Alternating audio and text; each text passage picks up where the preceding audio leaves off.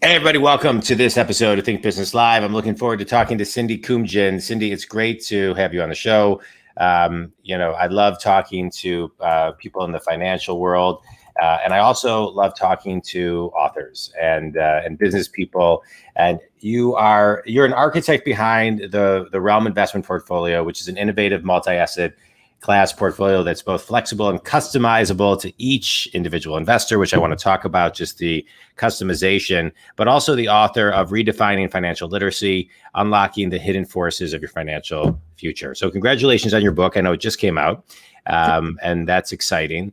And so I want to talk about, as we sit here live June 22nd, we're coming out of COVID, hopefully, right? Many say we're in an endemic. People's finances, some people have done really well during this time.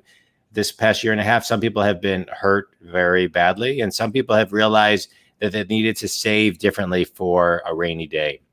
And so moving out of this, as we look kind of, in the future, moving forward, how should people be thinking about savings? I just want to start there, right? Just the mindset of savings. Well, I think with the pandemic, I think people realized not 50% of Americans not having enough to cover their emergency fund. I think people had a wake-up call in 2020 when it comes to their money. Yeah. They're a little bit more fearful. They're probably feeling a little bit more uncertain. But I do know one thing, people's saving capacity has increased based on the research.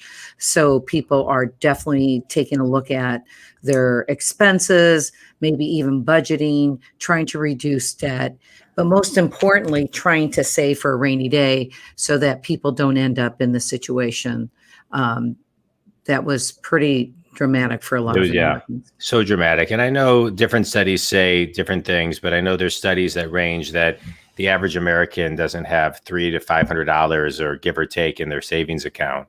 And so when you're budgeting, when you're paying things off, how do you do it in small increments so you can still live your life and it doesn't necessarily get in the way, but it just kind of shifts the rhythm of it? Well, I think psychologically, money is very emotional for people. So you just got to make it simple for yourself and put money in 3 buckets. I always like to say, save, spend, and give. Okay. So 3 philosophies with money. We're always going to have debt. David Ramsey has done a great job with his books and trying to get people to pay off all their debt. But what's most importantly is saving, paying yourself first, and taking a percentage of your income. Make it simple. You make 100,000. I'm going to save 10% or 15%, which is 10 to 15,000 a year, and you pay yourself first. Don't pay the minimums on your credit cards. Try not to have credit cards. Since the credit crisis, I have never had a credit card balance. I have come to a point that I was shocked financially. I had a lot of homes. My husband got laid off. So that really, these opportunities of these crises that I say in my book, whether it's a retirement crisis, a COVID crisis, a credit crisis, use these tough times to make you tough when it comes to where you want to go financially, and use that as a guide to reinvent your thinking about money. Yeah, I love that. Let's talk about money for a moment and the relationship people have with money. I think you either, you have a good people I think have a good relationship, a bad relationship, a fear relationship. How do people evolve their relationship with money? Sometimes I just want to finish one thought. Sometimes I coach people that long story short, we kind of get to a point where it's okay to be a conscious capitalist. It's okay to make money. It's okay to make a lot of money. The more money you make, the more people you can help. But people, I find as a coach, and it doesn't matter from solopreneurs to Fortune 100 company people that I coach and everything in between, it's interesting to me, the different types of relationships people have with money. Well, I think in my 35 years in the business, I think as I observe how people feel about money, I think a majority of people feel apathetic about money, meaning they're not confident, they're insecure, they don't know anything about money.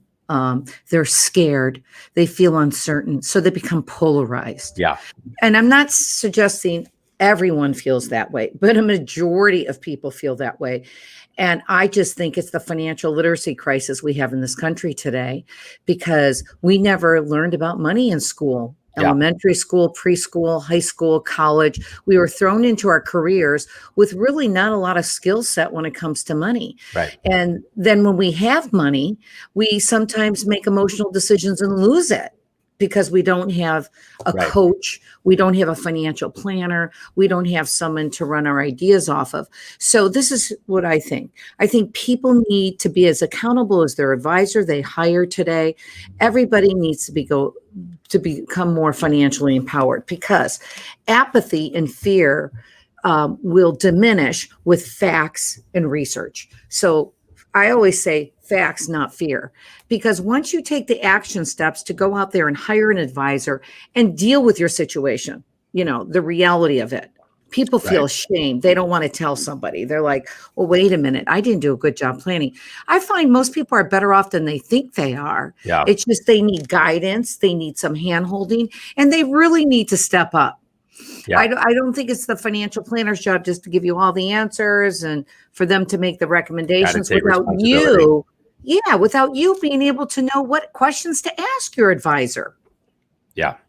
Yeah. I love what you're talking about. And so let's talk about that as far as, really diving deep into some of the questions that you need to ask, somebody like yourself. Right. So, I think sometimes people think, when they're 15, 16, 17 years old or graduating high school, they think, oh, by the time I'm 40, I'm going to own this, that, and the other, and this. But you don't realize that, 40 is young and you may not get it, And so I always find that interesting. So what are some of the questions that people should be reaching out and asking professionals like you when they do sit down? Because I think also, Cindy, one of the things is people don't even know what to do, what to say, what to ask. Fundamentally, they don't even know what to do, say, or ask. And so that's almost kind of the block of them picking up the phone and reaching out to, somebody like you. Yeah, you hit it nail on the head. I mean, people just don't know, well, do I have enough money to talk to an advisor? Right. What's the minimum? How much is it going to cost me? It's going to be worth it. How am I going to feel? Am I going to feel intimidated that this information is a new language and I'm going to be totally in the dark? So I think of the first couple things that you need to consider is number one, how long has your advisor been in the business? Because, someone in the business 1 year versus 25 years is night and day. Can I say one thing, Cindy? Yeah. I don't mean to interrupt you. I just want to say one thing because you said something that I just want to highlight before you talk and move into what you're about to say.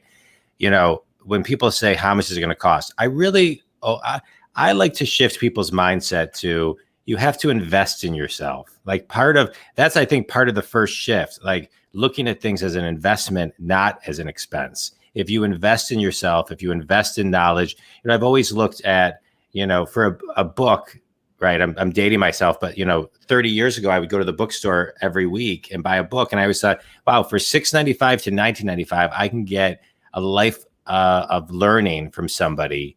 And I'm investing in myself. So but I just think the philosophy of if I'm listening, I just want people with the right ears. If I'm listening, whenever I listen to this, I want people thinking, okay, I want to shift my thinking that everything isn't expensive and everything isn't an expense. I need to start taking some ownership and investing in myself. So that's it. I just wanted to kind of reshape the ears that were listening. And it's funny, John, because even my practice, I became successful because I heard somebody speak the way you just spoke in my mid-20s.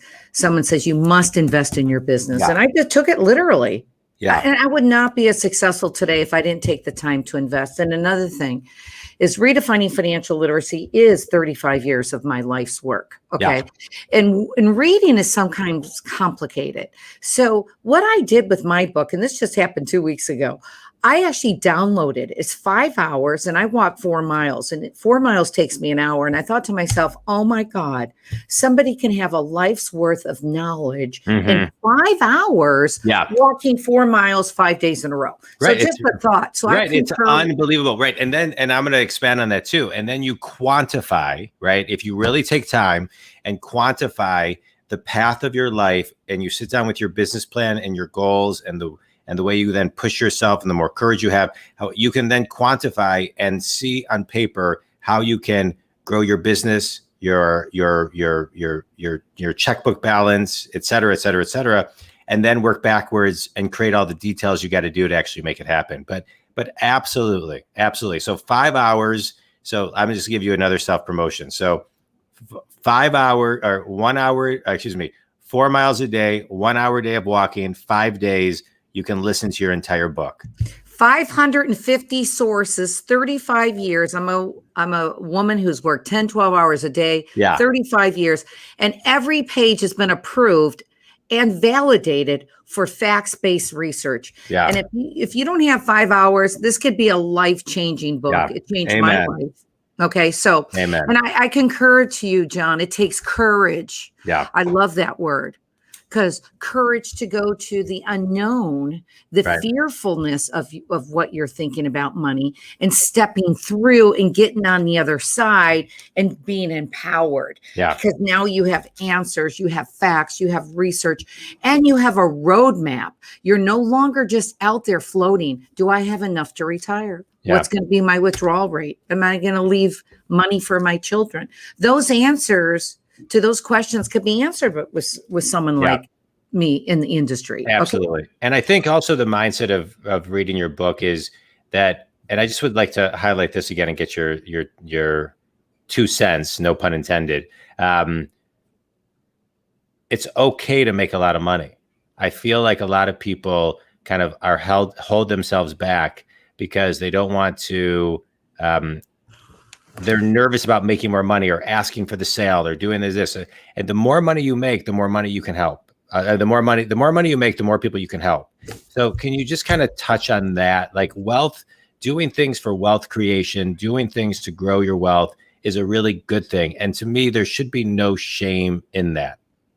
Absolutely not. I mentioned earlier in the broadcast that we have to save, spend, and give, because as the money comes in, okay, and you're successful, it keeps coming in if you get to the third quadrant, which is giving. Okay. Yeah.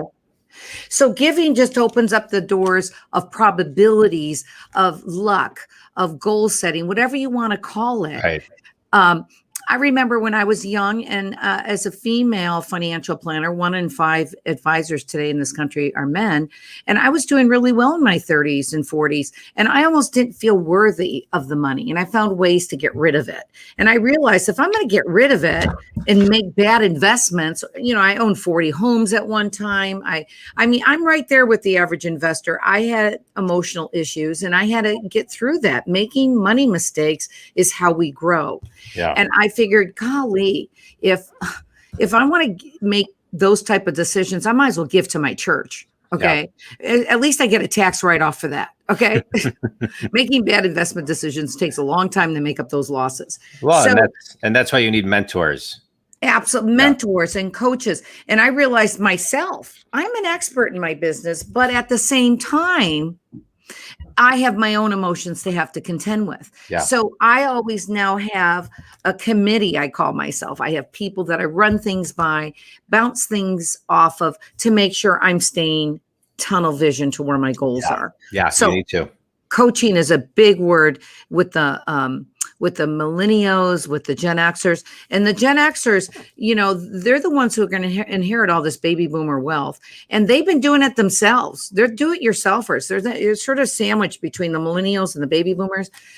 You can't do it yourself. This business is so complex with the geopolitical and, the macro, the big picture and the micro. Yeah. It's almost impossible for someone out there to say, hey, listen, I don't have an advisor. You're doing yourself a disservice by not hiring a financial planner. Yeah, I agree. And I think if people can take from this talk to kind of get grounded and raise their consciousness on their own worthiness, like you were talking before, then it'll serve a great purpose. All right, I want to talk a little bit about your book. So you're a recent author of Financial Literacy, Unlocking the Hidden Forces of Your Financial Future. Give us a couple hidden forces. Well, there are two forces and two risks that nobody talks about in the financial planning industry. It's called economic risk and political risk. Mm-hmm. And the reason I wrote this book is very simple. Americans are going to run out of money using the 60-40 model, in my professional opinion, a stock and a bond model. I think that if people want a sustainable retirement based on these hidden forces that we're not aware of. I mean, we understand stock market risk and inflation risk and interest rate risk, but there is not a book that I could find, at least on Amazon, that someone's written on macro financial literacy and economic and political risk and how those two risks are causing retirement crises in this country today. Yeah, amazing. I love it. And so who should be reading this book? Anyone who has money to invest, because this book is not a beginning financial literacy. It's not like a Susie Orman and a David Ramsey. Save your money, have an emergency fund, build a budget. Yeah. We're past that. We now have money, okay? Whether that's 50,000, 100, a million, 5 million, you have money. Yeah. How do you invest your money today with stock market volatility, when we saw the market drop 40%, the Dow in 10 business days last year, in bonds that no longer pay much of a yield? That two asset class model that investors have been using in the 70s and 80s and 90s that have worked beautifully, 8 to 10%. And now in the last 20 years, something has dynamically changed with that two asset class model, and the research about the risk associated with stocks and bonds are in the book. Yeah, I love it. All right. Cindy, you ready for a speed round? Sure. All right. Favorite book and why? Mine is yours. Favorite book. Well, I was very inspired by the gentleman who manages the Yale Endowment, David Swanson, Unconventional Success. Okay, I love it. Best piece of wisdom you've ever received? Work hard and be honest. I love it. The 1-minute Reader's Digest version of you and how you got to today? Perseverance, hard work, and never losing sight of your goals. Yeah, I love it. Define yourself in one word. Compassionate. Finish this sentence. One thing every person who doesn't have a financial advisor needs to do is? Hire one. If somebody can't afford one, the first thing they should do is? Look into robo-advisors. Okay, good. And lastly, if somebody doesn't know what to do or ask, and they pick up the phone, what's the first question they should ask you? How can you help me? It's great. I want to recap a couple things that I think are really, really important from this talk. You talked about worthiness. You talked about mistakes that you've made and learning from those mistakes. You've talked about the importance of extracting lessons and making better decisions when we go through tough times, so we're always ready and financially ready in this case. Your book focuses on the economic and political risk of investing, and that in 5 days, an hour a day, walking 4 miles a day, you can learn what you spent 35 years learning. And that doesn't even include all the knowledge you have from all the other people that learned from within the book. But I think one of the things that's also really important that you haven't said, but it comes through, is be passionate about what you do, and be a servant leader to help other people as you're talking. And so I think it's really, really important. And I applaud anybody who's been in the same business for 35 years, when in today's generations, they're changing things, changing careers every 3, 4, 5 years. And so it's great. And so for people to learn from people who have been in the trenches for 35 years, I think is amazing. I do have one more question, and then I want to get your final thought. To all the women out there who want to be financial advisors in a world where it is predominantly men, like you said earlier, 1 out of 5. I actually thought it was 1 out of 10, a stat that I had heard. What advice would you give to those women?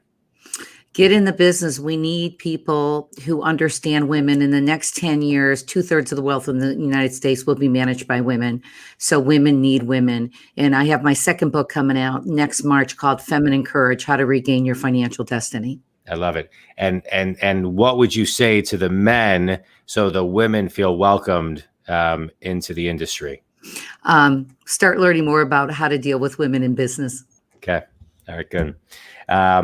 Well, I think Cindy, you've been great. Any final thoughts? No, thank you so much for having me on today. No, this was great. So tell everybody your ideal clients and where they can get your book.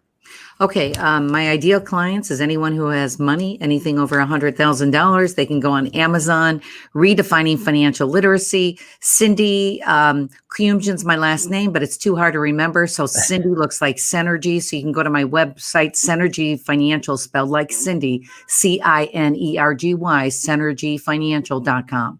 I love it. Cindy, thank you so much for being on the show. I really appreciate your time.